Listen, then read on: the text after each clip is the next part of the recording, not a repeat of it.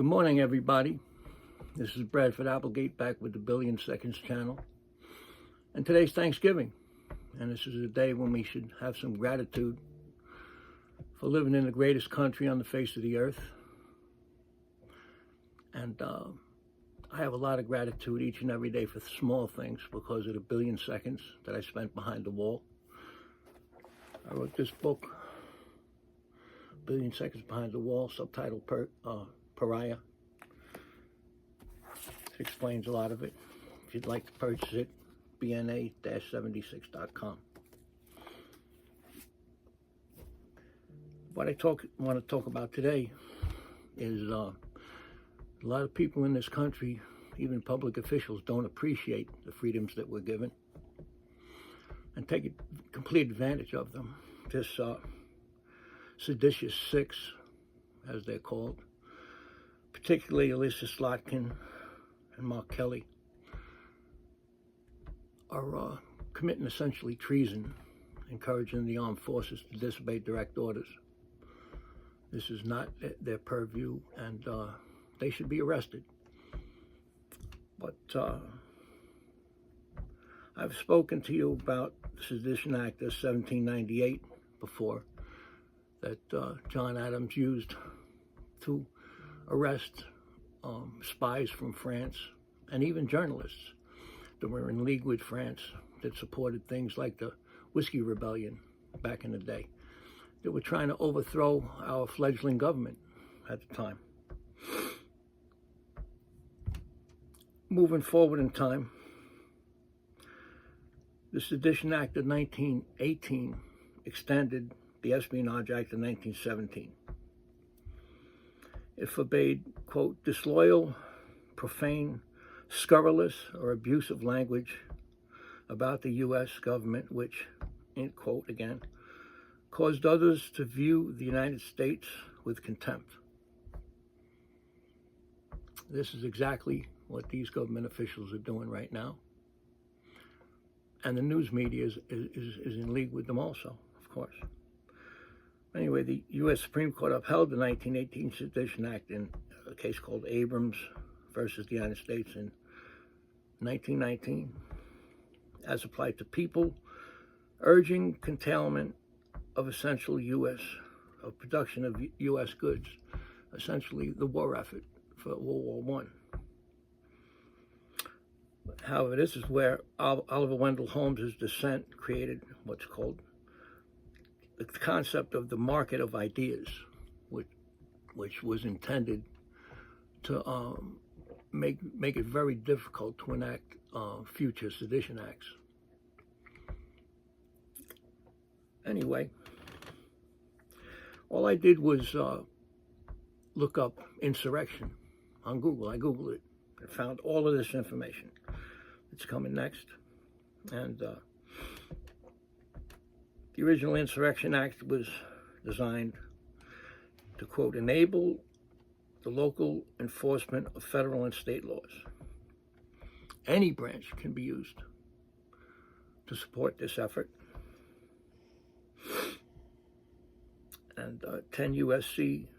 251 to 255 was amended in 1871 to protect the civil rights of former slaves under the 14th Amendment. In 1957, Eisenhower used this exact amendment to use the National Guard to escort black students into public schools, and I believe it was Alabama.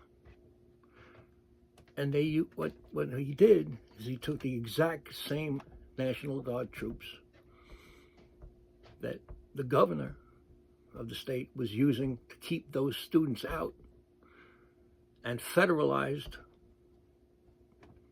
the troops. And those same people turned around and escorted the students into the very schools that they were keeping them out of. Right? So the president has this plenary power to do this. There's no question about it. Kennedy used it to suppress University of Mississippi riots over black attendance. They didn't want to go to school with black students. So white people rioted. This is all tied within in the Posse Comitatus Act that fat Jamie Pritzker has no idea what it means. All this does, in 1877, it was enacted. It prevents the military from being used for quote-unquote law enforcement. But what they mean by law enforcement is doing searches and seizures, making arrests, and conducting investigations. The National Guard can certainly be used to patrol the streets and ensure public safety, without question. And not to mention other federal agencies can certainly be used who aren't the military, the FBI, etc. Getting back to Alyssa Slotkin and Mark Kelly and the other 4 conspirators, this is a conspiracy, a wide-reaching conspiracy, including the media, and RICO laws apply to it. This is for racketeering.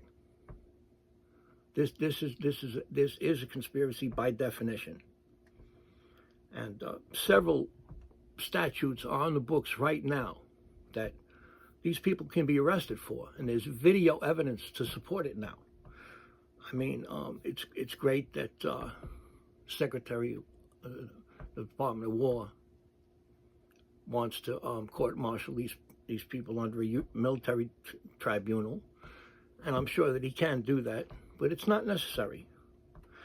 18 U.S.C. 2383 deals with rebellion and insurrection, which is what these people are encouraging, and incidentally, what these rioters who are preventing ICE from conducting raids and such can be arrested for also. It's punishable by 10 years in prison or a massive fine. The very next statute in line is 18 U.S.C. 2384, and it deals with seditious conspiracy, which the actions by these 6 congressmen and senators, the seditious 6, certainly is. And it's invoked when 2 or more persons, quote again, subject to U.S. jurisdiction, which we can certainly agree that elected officials certainly are subject to the jurisdiction of the United States. And here's another quote: conspire to overthrow, put down, or destroy, end quote, the government, or to oppose by force the authority thereof, or by force prevent, hinder, or delay the execution of any law of the USA. So these people are conspiring to prevent ICE agents from performing their lawful duties and can be arrested under this statute right now. The punishment is 20 years in prison or a fine. You can't have both. The very next statute is 18 U.S.C. 2385, which is advocating overthrow of the government. And I quote, whoever knowingly or willingly advocates, advises, teaches the duty, necessity, desirability, or propriety of overthrowing or destroying the government of the U.S., or prints, publishes, edicts, issues, written or printed, and now in the modern day, certainly broadcasted materials, or organize a society or group who advocate, teach these things also. It's punishable by 20 years in prison or a massive fine. These people have video evidence against them that, this is a guilty verdict. Any prosecutor worth his salt can get a conviction for all of these people. They told on themselves in the video. It can't be disputed. And one of the main aspects of this is that all 3 of these statutes, if you're found guilty of it, the guilty person shall be ineligible for employment by the USA or any department or agency thereof. So these people should be arrested, fired, and prosecuted for these crimes right now. I'm getting sick and tired of all these so-called conservative news commentators and representatives of the government pussyfooting around and not being able to actually come out and say this. These people have committed crimes and should be arrested. Imagine for a second if the shoe was on the other foot and Republican senators and Congress people were doing the same thing against Joe Biden's administration, for example. They would be arrested immediately. The FBI would be kicking down their doors in the middle of the night and dragging them out of the house. They would literally have the military coming into the halls of Congress and dragging these people out of the Senate and Congress. This is what should happen. These people are guilty. They're traitors and should be arrested.